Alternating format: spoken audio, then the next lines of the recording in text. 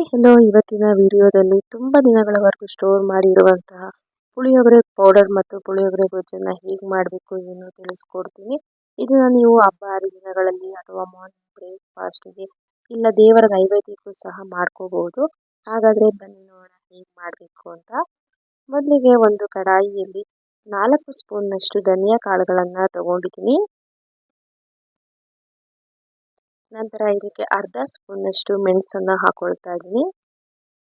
ನಂತರ 2 ಸ್ಪೂನ್ನಷ್ಟು ಜೀರಿಗೆಯನ್ನು ಹಾಕೊಳ್ತಾ ಇದ್ದೀನಿ. ನೀವು ಜಾಸ್ತಿ ಕ್ವಾಂಟಿಟಿಯಲ್ಲಿ ಮಾಡ್ಕೊತೀರಂದರೆ ಇದನ್ನೆಲ್ಲ ಡಬಲ್ ಮಾಡಿಕೊಂಡು ಮಾಡ್ಕೊಳ್ಳಿ. ನಂತರ ಇದಕ್ಕೆ ಅರ್ಧ ಸ್ಪೂನ್ನಷ್ಟು ಮೆಂತ್ಯ ಕಾಳನ್ನು ಹಾಕೊಳ್ತಾ ಇದ್ದೀನಿ.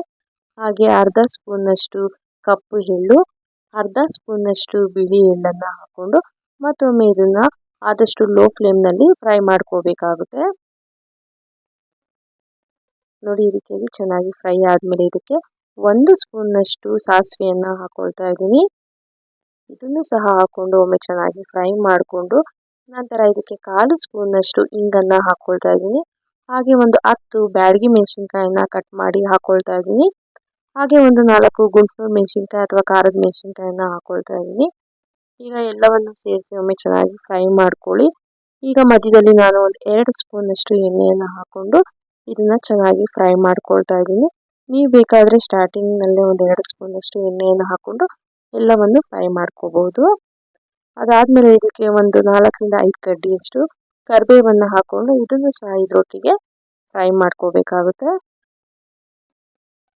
ನೋಡ್ತಾ ಇರ್ಬೋದು, ಈ ರೀತಿಯಾಗಿ ಚೆನ್ನಾಗಿ ಫ್ರೈ ಆದಮೇಲೆ ಇದಕ್ಕೆ ಒಂದು ಅರ್ಧ ಸ್ಪೂನಷ್ಟು ಅರಿಶಿನವನ್ನು ಸಹ ಆ್ಯಡ್ ಮಾಡ್ಕೊಳ್ಳಿ. ಈಗ ಸ್ಟವನ್ನು ಆಫ್ ಮಾಡಿಕೊಂಡು ಇದನ್ನು ಪೂರ್ತಿಯಾಗಿ ತಣ್ಣಗಾಗಕ್ಕೆ ಬಿಡೋಣ. ಇಲ್ಲಿ ನೋಡ್ತಾ ಇರ್ಬೋದು, ಇದು ಪೂರ್ತಿಯಾಗಿ ತಣ್ಣಗಾಗಿದೆ. ಈಗ ಇದನ್ನು ಒಂದು ಮಿಕ್ಸಿ ಜಾರ್ಗೆ ಟ್ರಾನ್ಸ್ಫರ್ ಮಾಡ್ಕೊಳ್ತಾ ಇದ್ದೀನಿ. ಇದನ್ನು ಈ ರೀತಿಯಾಗಿ ನುಣ್ಣಗೆ ಗ್ರೈಂಡ್ ಮಾಡ್ಕೊಳ್ಳಿ. ಈಗ ಒಂದು ಬೌಲ್ಗೆ ಒಂದು ನಿಂಬೆಹಣ್ಣಿನ ಗಾತ್ರದಷ್ಟು ಹುಣಸೆಹಣ್ಣನ್ನು ಹಾಕಿ ಸ್ವಲ್ಪ ನೀರನ್ನು ಆ್ಯಡ್ ಮಾಡ್ಕೊಂಡು ಇದನ್ನು ನೆನೆಸಿಟ್ಕೋಬೇಕಾಗುತ್ತೆ. ಇದು ನೆನೆಯೋ ಅಷ್ಟರಲ್ಲಿ ನಾನು ಒಂದು ಕಡಾಯಿಯಲ್ಲಿ ಎಣ್ಣೆಯನ್ನು ಆ್ಯಡ್ ಮಾಡ್ಕೊಂಡು ಇದಕ್ಕೆ ಕಡಲೆಬೇಳೆಯನ್ನು ಹಾಕ್ಕೊಳ್ತಾ ಇದ್ದೀನಿ. ಹಾಗೆ ಇದಕ್ಕೆ ಕಡಲೆ ಬೀಜನ ಸಹ ಹಾಕ್ಕೊಳ್ತಾ ಇದ್ದೀನಿ. ನಿಮಗೆ ಎಷ್ಟು ಬೇಕೋ ಅಷ್ಟು ನೋಡಿಕೊಂಡು ಹಾಕ್ಕೊಳ್ಳಿ. ಹಾಗೆ ಉದ್ದಿನ ಬೇಳೆಯನ್ನು ಸಹ ಆ್ಯಡ್ ಮಾಡಿಕೊಂಡು ಇದನ್ನ ಎಣ್ಣೆಯಲ್ಲಿ ಸ್ವಲ್ಪ ಕ್ರಿಸ್ಪಿ ಆಗಬೇಕು ಅಲ್ಲಿವರೆಗೂ ಫ್ರೈ ಮಾಡ್ಕೋಬೇಕಾಗುತ್ತೆ. ನೋಡಿ, ಈ ರೀತಿಯಾಗಿ ಕಲರ್ ಚೇಂಜ್ ಆಗಬೇಕು. ನಂತರ ಇದಕ್ಕೆ ಕರಿಬೇವು ಮತ್ತು ಒಣಮೆಣಸಿನ್ಕಾಯಿನ ಹಾಕ್ಕೊಂಡು ಇದನ್ನು ಸಹ ಒಮ್ಮೆ ಚೆನ್ನಾಗಿ ಕ್ರಿಸ್ಪಿ ಆಗೋವರೆಗೂ ಫ್ರೈ ಮಾಡಿಕೊಂಡು ಸ್ಟವನ್ನು ಆಫ್ ಮಾಡಿಕೊಂಡು ಕಾದಿರುವಂತಹ ಅದರಲ್ಲೇ ನಾವು ತುರಿದಿಟ್ಕೊಂಡಿರುವಂತಹ ಒಣ ಕೊಬ್ಬರಿ ಅಥವಾ ಸಣ್ಣಗೆ ಕಟ್ ಮಾಡ್ಕೊಂಡಿರುವಂಥ ಕೊಬ್ಬರಿಯನ್ನು ಹಾಕ್ಕೊಂಡು ಒಮ್ಮೆ ಫ್ರೈ ಮಾಡ್ಕೊಳ್ಳಿ. ಈಗ ಇದನ್ನು ಒಂದು ಸಪ್ರೇಟ್ ಬೌಲ್ಗೆ ತೆಗೆದಿಟ್ಕೋಬೇಕಾಗುತ್ತೆ.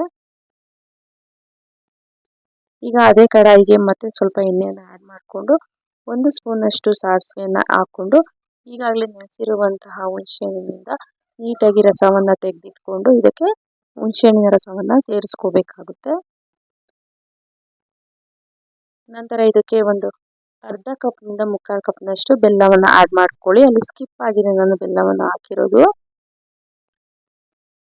ಇದು ಹುಣಸೆಹಣ್ಣಿನ ರಸ ಚೆನ್ನಾಗಿ ಕುದಿ ಬರ್ತಾ ಇರುವಾಗ ಈಗಾಗಲೇ ನಾವು ಮಾಡಿಟ್ಕೊಂಡಿರುವಂತಹ ಪುಳಿಯೋಗರೆ ಪೌಡರ್ ಏನಿರುತ್ತಲ್ಲ ಅದನ್ನು ಪೂರ್ತಿಯಾಗಿ ಆ್ಯಡ್ ಮಾಡ್ಕೊಂಡಿದ್ದೀನಿ ನಾನು.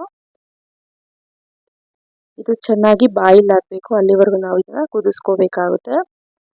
ನೋಡಿ, ಈ ರೀತಿಯಾಗಿ ಇದು ಚೆನ್ನಾಗಿ ಬಾಯಿಲ್ ಆಗ್ತಾ ಗಟ್ಟಿ ಆಗ್ತಾ ಬರುತ್ತೆ. ಈ ರೀತಿಯಾಗಿ ನಿಮಗೆ ಗೊಜ್ಜು ಎಣ್ಣೆ ಬಿಡ್ತಾ ಹೋಗುತ್ತೆ.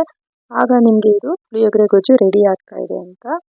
ಮಧ್ಯ ಮಧ್ಯದಲ್ಲಿ ಈ ರೀತಿಯಾಗಿ ಸ್ಪೂನಿನ ಸಹಾಯದಿಂದ ಮಿಕ್ಸ್ ಮಾಡ್ಕೊಳ್ಳಿ. ಕಲರ್ ನೋಡ್ತಿರ್ಬೋದು, ತುಂಬ ಅಂದರೆ ತುಂಬ ಚೆನ್ನಾಗಿ ಬರುತ್ತೆ. ಮತ್ತು ಆಯಿಲ್ ಸಹ ಸಪ್ರೇಟ್ ಆಗ್ತಾ ಬರುತ್ತೆ. ಈ ಹಂತದಲ್ಲಿ ಸ್ಟವನ್ನು ಆಫ್ ಮಾಡಿಕೊಂಡು ಸ್ವಲ್ಪ ಗೊಜ್ಜನ್ನು ಒಂದು ಬಾಕ್ಸ್ನಲ್ಲಿ ಎತ್ತಿಟ್ಕೊಳ್ಳಿ.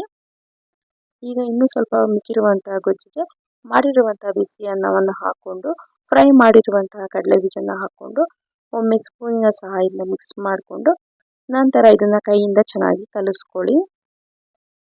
ಮೇಲೆ ಮತ್ತೆ ನಿಮಗೆ ಸ್ವಲ್ಪ ಗೊಜ್ಜು ಬೇಕಂದರೆ ಗೊಜ್ಜನ್ನು ಹಾಕ್ಕೊಂಡು ಕಡಲೆ ಬೀಜ ಫ್ರೈ ಮಾಡೋದು ಬೇಕಂದರೆ ಹಾಕ್ಕೊಂಡು ಚೆನ್ನಾಗಿ ಕಲಿಸ್ಕೋಬೇಕಾಗುತ್ತೆ. ಈಗ ಪುಳಿಯೋಗರೆ ರೆಡಿಯಾಗಿದೆ. ಈಗ ಇದನ್ನು ಒಂದು ಪ್ಲೇಟ್ನಲ್ಲಿ ಸರ್ವ್ ಮಾಡೋಣ. ನೋಡ್ತಾ ಇರ್ಬೋದು, ಪುಳಿಯೋಗರೆ ಎಷ್ಟು ಚೆನ್ನಾಗಿ ಕಾಣಿಸ್ತಾ ಇದೆ ಅಂತ. ನೋಡೋಕ್ಕೆ ಅಷ್ಟೇ ಅಲ್ಲ, ತಿನ್ನಲಿಕ್ಕೂ ಸಹ ಅಷ್ಟೇ ರುಚಿಯಾಗಿ ಹುಳಿ ಹುಳಿ ಸಿಹಿ ಸಿಹಿ ಖಾರವಾಗಿ ಸೂಪರ್ ಆಗಿತ್ತು. ನೀವು ಸಹ ಖಂಡಿತವಾಗಿ ಈ ರೆಸಿಪಿಯನ್ನು ಮಾರ್ನಿಂಗ್ ಬ್ರೇಕ್ಫಾಸ್ಟ್ಗೆ ಹಬ್ಬ ಹರಿದಿನಗಳಲ್ಲಿ ಅಥವಾ ದೇವರ ನೈವೇದ್ಯಕ್ಕೆ ಒಮ್ಮೆ ಟ್ರೈ ಮಾಡಿ ನೋಡಿ, ತುಂಬಾ ಚೆನ್ನಾಗಿರುತ್ತೆ. ಇನ್ನು ನನ್ನ ಚಾನಲ್ನಲ್ಲಿ ಸುಮಾರು ಕುಕಿಂಗ್ ವಿಡಿಯೋಸ್ಗಳು ಲಾಗ್ಸ್ಗಳನ್ನು ಅಪ್ಲೋಡ್ ಮಾಡಿದ್ದೀನಿ. ಅವುಗಳನ್ನು ಸಹ ನೋಡಿ ಹೇಗಿದೆ ಕಮೆಂಟ್ ಮೂಲಕ ತಿಳಿಸಿ. ಹೀಗೆ ನನ್ನ ಚಾನಲ್ನಲ್ಲಿರುವಂತಹ ಎಲ್ಲ ವಿಡಿಯೋಗಳನ್ನು ನೋಡಿ ನನಗೆ ಸಪೋರ್ಟ್ ಮಾಡಿ. Thank you so much and bye.